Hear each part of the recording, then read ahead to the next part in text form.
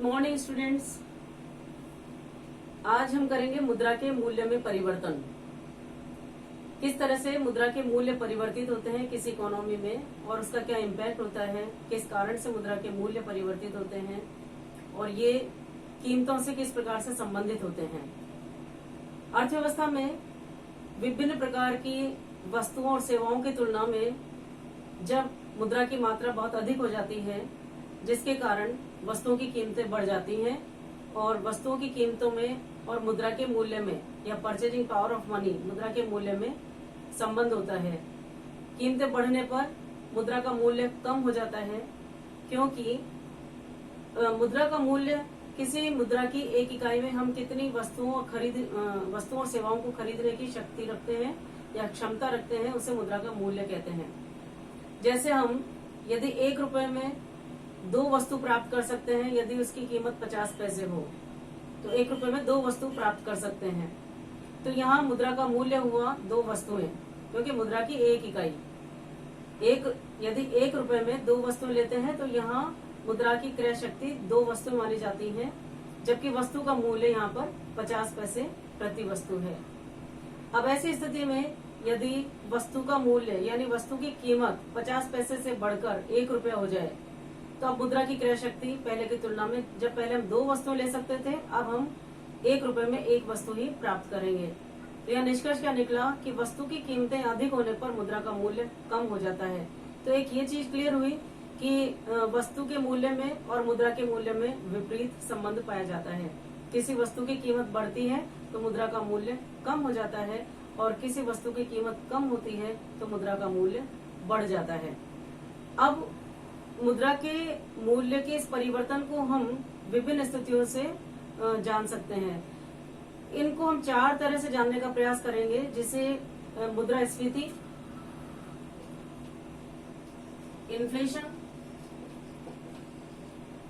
Inflation या मुद्रा स्फीति। पहली स्थिति ये है। दूसरी है डिसइन्फ्लेशन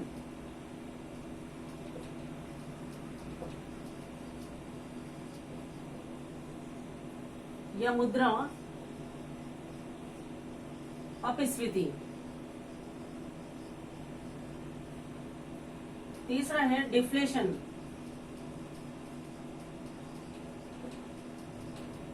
या मुद्रा संकुचन।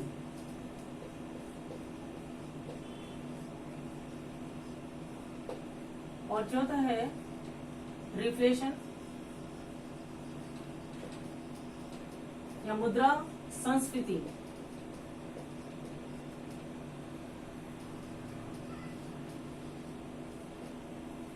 ये 4 तरह की स्थितियों के बारे में आज हम अध्ययन करेंगे। मुद्रा स्फीति क्या है, मुद्रा अपस्फीति क्या है, मुद्रा संकुचन क्या है और मुद्रा संस्फीति क्या है।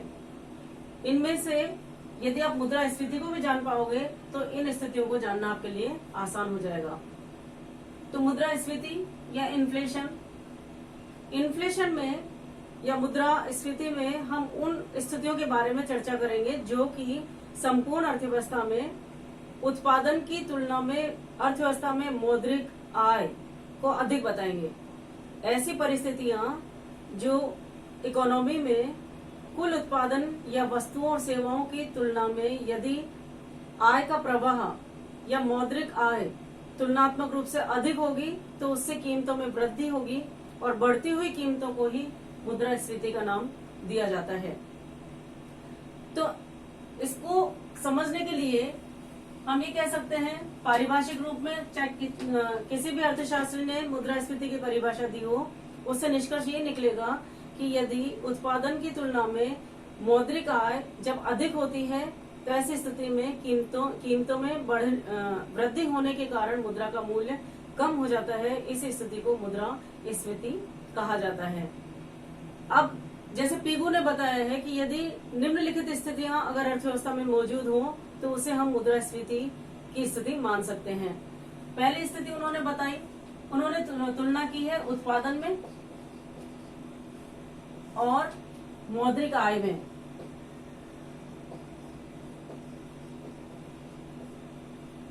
पहली स्थिति जो उन्होंने बताई है वो ये बताई है कि यदि उत्पादन बढ़ रहा है और मौद्रिक आय भी बढ़ रही है, लेकिन मौद्रिक आय उत्पादन की तुलना में तेजी से बढ़ रही हो, तो वह स्थिति मुद्रास्फीति की स्थिति है। दूसरी स्थिति उन्होंने बताई है यदि दोनों में कमी हो रही हो,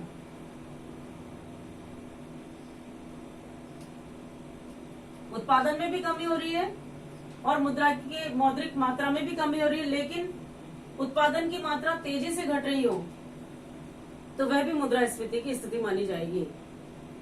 तीसरी स्थिति उन्होंने बताई है, ये पीगू ने बताया है कि निम्न स्थितियां होने पर उस देश की अर्थव्यवस्था में मुद्रास्फीति की स्थिति मानी जाएगी।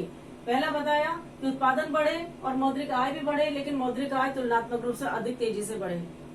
फिर बताया उत्पादन भी घट रहा हो, मौद्रिक आय भी कम हो रही हो, लेकिन उत्पादन तीव्र गति से कम हो रहा हो। तीसरी स्थिति बताई है कि उत्पादन की मात्रा घट रही हो और मौद्रिक आय बढ़ रही हो। ये स्थिति भी मुद्रास्फीति के लिए उत्तरदायी स्थिति मानी जाती है। नेक्स्ट बताया है यदि उत्पादन की मात्रा स्थिर है और मौद्रिक आय बढ़ रही हो किसी अर्थव्यवस्था में, तो मुद्रास्फीति की प्रतीक मानी जाएगी। नेक्स्ट उन्होंने बताया है कि मौद्रिक आय स्थिर रहे और उत्पादन की मात्रा घट रही हो, तो ये स्थिति भी मुद्रास्फीति की स्थिति मानी जाती है। तो ये 5 स्थितियां पीगू के द्वारा बताई गई हैं उत्पादन और मौद्रिक आय में तुलना करने के दृष्टि से। इन सभी स्थितियों से निष्कर्ष निकलता है कि अर्थव्यवस्था में जब उत्पादन की तुलना में मौद्रिक आय अधिक हो, जिससे कीमतें बढ़ती हैं और ये बढ़ी हुई कीमतें मुद्रास्फीति की स्थिति को जन्म देती हैं। तो ये था मुद्रास्फीति, जो कि पीगू के द्वारा बताई गई स्थितियां हैं। अब हम एक सामान्य स्थिति में ये जानना चाहें कि ये चारों स्थितियां किस तरह से हम जान सकते हैं। तो ये सरल एक रेखा के माध्यम से आप ये समझ सकते हो। मान लीजिए रेखा है सामान्य कीमत स्तर की। सामान्य कीमत स्तर या नॉर्मल प्राइस लाइन, एक सामान्य कीमत स्तर की रेखा यदि अर्थव्यवस्था में कीमतें लगभग इस तरह से चलती रहें, स्थिर दर से चलती रहें, तो अर्थव्यवस्था में किसी तरह की कोई समस्या नहीं मानी जाएगी। लेकिन कीमतों के उच्चावचन इस तरह से उत्पन्न होते हों, ये मैं जो सीधी सरल रेखा है इसे OR नाम दिया गया है, और इस यहाँ पर कीमत रेखा को ये जो काट रहा है सर्कल, इसको A B C इस पॉइंट को, और ये D, और इस तरह से E, और फिर कंटिन्यूअर जो ये कहलाता है व्यापार चक्र। इसे जिस तरह से कीमतें जो उच्चावचन कर रही हैं, इसे व्यापार चक्र का नाम भी दिया जा सकता है। तो ये आर्थिक उतार चढ़ाव की स्थिति बता रहा है। अगर अर्थव्यवस्था में कीमतें A से B तक, सामान्य कीमत स्तर से जब कीमतें बढ़ने लगती हैं और A से B तक पहुंच जाती हैं, तो ये जो स्थिति है कीमतों में चलन की गति, जो इसे कहते हैं इन्फ्लेशन, मुद्रास्फीति, इसे मुद्रास्फीति माना जाता है। तो मुद्रास्फीति क्या हुआ, जब कीमतें सामान्य कीमत स्तर से ऊपर की ओर बढ़ती हुई होती है और लगातार बढ़ती जा रही है, तो इसे मुद्रास्फीति की स्थिति कहा जाता है। कारण मैंने बताया आपको कि यदि उत्पादन की तुलना में अर्थव्यवस्था में मौद्रिक मात्रा, मुद्रा की मात्रा बहुत अधिक है, तो वो कीमतों में वृद्धि को जन्म देती है, जिसे मुद्रास्फीति कहा जाता है। बी पॉइंट ऐसा पॉइंट है जो कि प्राइस का हाईएस्ट लेवल है, कीमतों की उच्चतम सीमा। तो ये बी पॉइंट पर अगर कोई इकोनॉमी होती है तो उसे कहते हैं तेजी की स्थिति। ये स्थिति देश के लिए हानिकारक है, अर्थव्यवस्था के लिए हानिकारक है। कीमतों में इतना तेजी से वृद्धि होकर के अगर वो पीक पे पहुंच जाती है, तो ये नुकसान का या इशारा करती है देश की अर्थव्यवस्था की ओर। ऐसी स्थिति में सरकार के द्वारा या बैंकों के माध्यम से ऐसे प्रयास किए जाते हैं, चाहे राजकोषीय नीति के माध्यम से या मौद्रिक नीति के माध्यम से, चाहे बैंक दर या गुणात्मक नीतियां केंद्रीय बैंक के साथ जो परिमाणात्मक विधियां हैं उनके द्वारा, कोई भी ऐसी क्रियाएं जिसके द्वारा प्रयास पूर्वक जब कीमतों में कमी का प्रयास किया जाए तो ये स्थिति कहलाती है मुद्रा अपस्फीति। मुद्रा अपस्फीति या ये कहलाता है डिसइन्फ्लेशन। ए से बी तक कहलाता है इन्फ्लेशन, बी हाईएस्ट लेवल या तेजी की स्थिति, और बी से सी तक जो प्रयास पूर्वक कीमतों में कमी की जाती है उसे डिसइन्फ्लेशन कहा जाता है। इसके बाद सी पर फिर सामान्य कीमत स्तर की रेखा से कीमतें बराबर हो जाती हैं, तो ये संतुलन की स्थिति। उसके बाद स्वतः ही जब अपने आप ही कीमतों में कमी, सामान्य कीमत स्तर से कमी की प्रवृत्ति पाई जाए, सी से डी तक अगर कीमतों में कमी हो जाती है तो ये कहलाता है डिफ्लेशन या मुद्रा संकुचन या मुद्रा विस्फीति भी कहलाता है। मुद्रा विस्फीति, डिफ्लेशन जिसे मुद्रा संकुचन या मुद्रा विस्फीति भी कहते हैं। तो मुद्रा संकुचन की डेफिनेशन क्या हो गई, चाहे विभिन्न अर्थशास्त्र में इसकी परिभाषा दी हो, उन सभी से एक ही निष्कर्ष निकलेगा कि जब कीमतें सामान्य कीमत स्तर से स्वतः ही नीचे की ओर गति करती हैं, नीचे की ओर गमन करती हैं, नीचे की ओर जाती हैं, तो ऐसी स्थिति में मुद्रा संकुचन की स्थिति होती है। और ये स्थिति कैसे होगी अर्थव्यवस्था में, जैसा कि स्फीति के समय आपको बताया था कि जब उत्पादन की मात्रा मुद्रा की मात्रा की तुलना में कम हो या मौद्रिक आय जब ज्यादा हो तो वह इन्फ्लेशन कहलाता है। अब इससे विपरीत स्थिति संकुचन की कहलाती है। संकुचन में क्या स्थिति होगी, जब अर्थव्यवस्था में मुद्रा की मात्रा की तुलना में उत्पादन की मात्रा बहुत अधिक हो जाए, तो ऐसी स्थिति में वस्तु की कीमतें कम हो जाती हैं, अधिक होने पर कीमतें कम हो जाती हैं और मुद्रा का मूल्य बढ़ जाता है। तो संकुचन की स्थिति में मुद्रा का मूल्य बढ़ जाएगा। यहाँ आपको अंतर समझना होगा, वस्तु का मूल्य अलग है और मुद्रा का मूल्य अलग है। मुद्रा का मूल्य, इसे हम कहते हैं परचेजिंग पावर ऑफ मनी। मुद्रा की एक इकाई में कितनी वस्तुएं खरीदी जाएंगी उसे मुद्रा का मूल्य कहते हैं। तो संकुचन की स्थिति में मुद्रा का मूल्य जो है बढ़ जाता है, क्योंकि कीमतें यहाँ कम हो जाती हैं। कीमतें घट रही है, सामान्य कीमत स्तर से कीमतें कम हो रही हैं और वस्तु की कीमत में और मुद्रा के मूल्य में विपरीत संबंध पाया जाता है। तो ये कब स्थिति होगी, जब उत्पादन अधिक हो जाएगा, जब आधिक्य की स्थिति हो जाएगी। ऐसी स्थिति में वस्तु की कीमतें कम होती जाती हैं। ये अर्थव्यवस्था के लिए ये भी हानिकारक स्थिति है। अगर ये अनुपयुक्त है तो ये भी उचित नहीं है अर्थव्यवस्था के विकास के लिए, क्योंकि उत्पादकों को हतोत्साहन मिलता है। जब कीमतें गिर रही होती हैं तो उत्पादक हतोत्साहित होते हैं। तो ऐसी स्थिति में ये जो कहलाता है संकुचन, जब सामान्य कीमत स्तर से स्वतः ही कीमतों में कमी की स्थिति हो तो वह मुद्रा संकुचन या डिफ्लेशन कहलाता है। अब इसमें डी पॉइंट आप देख रहे हो, डी ये पॉइंट है मंदी का।